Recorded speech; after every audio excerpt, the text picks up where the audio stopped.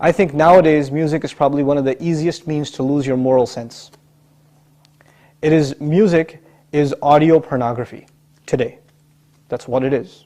It's explicit, it's shameless, it's vulgar, it takes your sense of humanity away from you, it makes you look at women as objects, worse than animals. And these people are talking about women like they're talking about, an animal, really. It objectifies women, and especially I've noticed a lot of the brothers that I know of, Muslims, that are really into the hip-hop scene, and they're kind of doing the hifz of the song, right? They're memorizing the song, and they're really good at reciting it with perfect tajweed too, right? And so they do that, and it's just horrible language, horrible, horrific language. The only simple response I have to that, if you have any regard for the Book of Allah, that you really think it's from Allah, بِئْسَ الْإِسْمُ الْفُسُوقُ بَعْدَ الْإِيمَانِ. Even the name, the mention, the word for something bad is terrible once you have faith.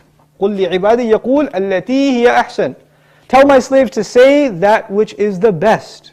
So this is the first thing. When you say horrible things, and you say things that are in direct contradiction to the moral gauge Allah gifted us with, then obviously you're deviating from your natural fitrah, your predisposition to turn to Allah. And when you constantly listen to garbage like that, then you get deviated. And you don't find pleasure except in disobedience to Allah, and that's a sign of a sick heart.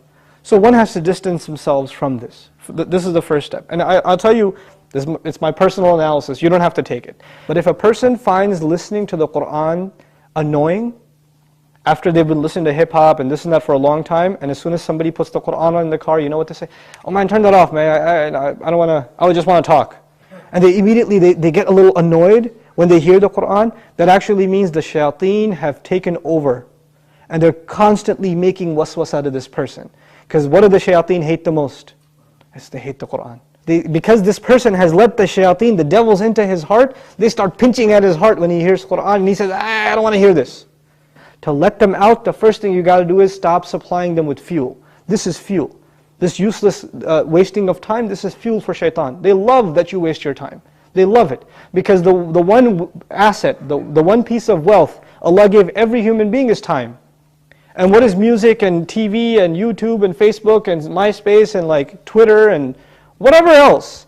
If you're spending hours and hours and hours on this stuff, what is it except destroying your time? It's taking that one asset away from you. Shaitan would love nothing more. May Allah subhanahu wa ta'ala give you the strength to get away from these temptations. My advice that I keep going over, I can't get enough of giving this advice, find better friends.